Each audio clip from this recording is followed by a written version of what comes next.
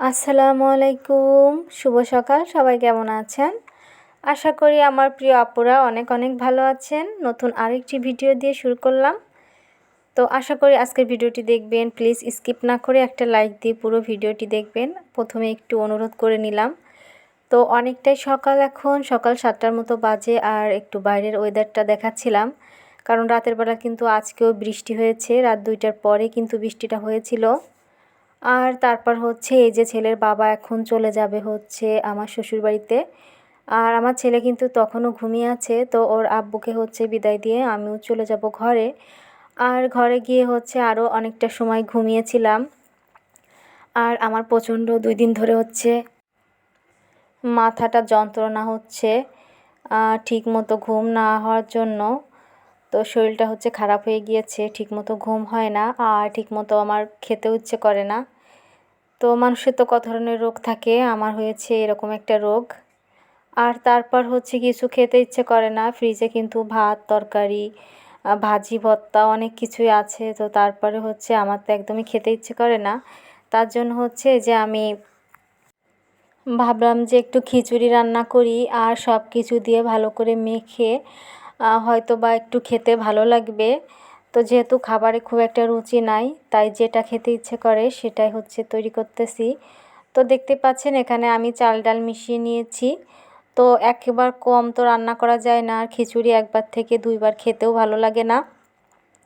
তারপর হচ্ছে একটা পরিমাণ নিয়ে চাল ডাল ভালো করে ধুয়ে নিলাম, সাথে হচ্ছে আমি একটা আলু একদম ছোট কিউব করে কেটে নিয়েছি। এই আলুগুলো দিয়ে হচ্ছে খিচুড়ি রান্না করব। আর খিচুড়ি রান্না করার জন্য এখানে আমি পেঁয়াজ মরিচ রসুন সব কিছু আগে থেকেই কেটে নিয়েছি। আর তারপর হচ্ছে অন্যান্য মশলা দিয়ে দিব, সাথে দিয়েছি 2টা এলাচ, তারপর হচ্ছে একটু মুরগির মাংসের মশলা দিয়েছি। এই মশলাটা দিলে খিচুড়ি কিন্তু খেতে অনেক মজা হয়, আলাদা একটা ফ্লেভার আসে।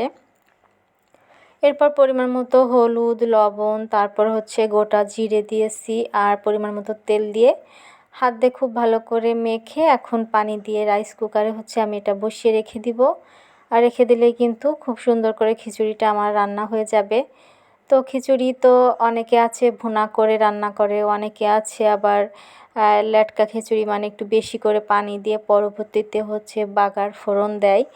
তো আর আমি হচ্ছে এভাবে হাতে মেখে রান্না করলাম, তো এক একজন এক এক রকম করে রান্না করে। তো এরপর হচ্ছে আমি একটা টমেটো দিয়ে দিয়েছিলাম। আর তারপর অনেকটাই বেলা হয়ে গিয়েছে, ছেলেও বেশ অনেকটা ঘুমিয়েছে। আর এরপর হচ্ছে আমি ছেলেকে এখানে সাবু রান্না করে নিয়েছিলাম, সেটাই হচ্ছে একটু ঠান্ডা করতেছিলাম ছেলেকে খাওয়ানোর জন্য। যদিও যতটা রান্না করেছি আমার ছেলে কিন্তু এর 3 ভাগের 1 ভাগ খাবে। তো আপনারা যারা হচ্ছে আমার ভিডিওটি এখনও পর্যন্ত দেখতেছেন ধৈর্য সহকারে, সবাইকে জানাই অসংখ্য ধন্যবাদ। আর প্লিজ আপনারা একটা লাইক। আর তারপর দেখেন এখানে হচ্ছে আমি নিয়ে নিয়েছি টমেটো, শুকনো মরিচ ভেজে নিয়েছি, পেঁয়াজ কুচি করে নিয়েছি, সাথে নিয়েছি লেবু এবং সরিষার তেল আর ঘি দিয়ে খুব মজা করে এখন খিচুড়িটা খাবো। আর অনেক আপুদেরকে দেখি খুব সুন্দর করে খাওয়ার ভিডিওটা করে, আসলে আমি না খাওয়ার ভিডিওটা করতে পারি না, তাহলে আমি ঠিকমতো খেতে পাই না। তো খাওয়ার ভিডিওটা যখন খাবারটা মেখে মুখে দেওয়ার সময় ক্যামেরাটা একদম সামনে চলে আসে, তো এইভাবে আসলে তো খাওয়া যায় না, এমনিতেই খেতে খুব একটা ভালো লাগে না। তো যাই হোক, আমি তো অফ ক্যামেরায় খাওয়া দাওয়া করে নিলাম, অনেক মজা হয়েছিল। আর এরপর হচ্ছে এই যে বিকাল টাইম আসরের টাইমে হচ্ছে আবারও বাবুকে নিয়ে সেই পার্কটাতে এসেছি একটু হাঁটাহাঁটি করতে, একটু বসতে। আর ওয়েদারটা মাশাআল্লাহ খুব সুন্দর ছিল, একদম হালকা রোদ, আর খুব সুন্দর লাগতেছিল চারপাশটা, অনেক অনেক গাছ, একটা শান্ত পরিবেশ, লোকজনেরও খুব একটা ভিড় ছিল না আজকে। তো ছেলেকে নিয়ে কিছু সময় হচ্ছে এখানে কাটালাম, তারপর বাসায় চলে যাব।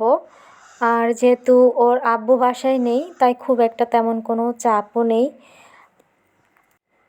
চাপ বলতে হচ্ছে পুরুষ মানুষ যতক্ষণ বাহিরে থাকে তারা না আসা পর্যন্ত কিন্তু মহিলা মানুষের একটা টেনশন থাকে, তারা আসলে তাদের খাবার বেড়ে দেওয়া এইসব সমস্ত একটা থাকে, সেটা তো আর নাই।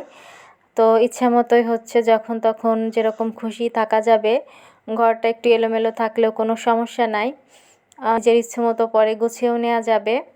আর ছেলের বাবা থাকলে হয় কি সে আসার আগে সব কিছু সুন্দর করে টিপটপ করে গুছিয়ে রাখতে হয়, তা না হলে চোখের দেখায় সুন্দর না লাগলে বকাঝকা শুরু করে।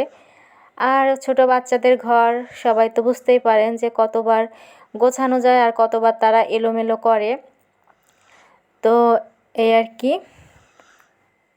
আর মানুষের বেঁচে থাকার জন্য টাকা যে কতটা গুরুত্বপূর্ণ একটা জিনিস, যে সে যখন হাতটা খালি হয়ে যায় তখন খুব করে উপলব্ধি করতে পারি।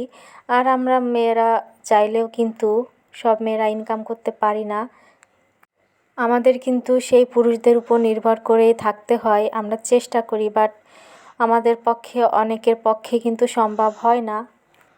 এই যে এত কষ্ট করতেছি ইউটিউবের জন্য, একটা বছর তো কত কষ্ট করলাম, ফলাফল শূন্য, কিছুই পেলাম না। কারণ বেঁচে থাকার জন্য টাকা খুব গুরুত্বপূর্ণ একটি জিনিস। যেখানে যাবেন যাই দরকার আপনার টাকার দরকার হবে, এই জিনিসটাও খুব করে উপলব্ধি করি। এরপর আমি আইসক্রিম, তারপর হচ্ছে একটা বড় সাইজের রুটি আর আমার জন্য কফি নিয়ে এসেছিলাম। তো ভাবলাম যে একটু কফি খেয়ে নেই, তো কফিটা বানিয়ে নিলাম আর কফিটা এখন খেয়ে নিচ্ছি বিকাল টাইমে। মাঝে মাঝে ভিডিও বানাতে বানাতে অধৈর্য হয়ে যায়, আবার মাঝে মাঝে খুব মনে চায় যে ভিডিও বেশি বেশি বানাই। আসলে বেশি বেশি একটা জায়গায় 2টা ভিডিও দিলে কি হবে, ভিডিও হওয়া লাগবে হচ্ছে ভাইরাল। ভাইরাল না হলে উন্নতি কখনোই হবে না, এটা খুব করে বুঝি। তারপরও চেষ্টা করতেছি, করতে লাগি, দেখি কতদূর কী হয়। সবাই দোয়া করবেন, সবার জন্য আমি অনেক অনেক দোয়া করি, সবাইকে কম বেশি অনেকটাই সাপোর্ট করার চেষ্টা করি। তো সবাই ভালো থাকবেন, সুস্থ থাকবেন, দেখা হবে নতুন কোনো ভিডিও নিয়ে। সে পর্যন্ত আল্লাহ হাফেজ।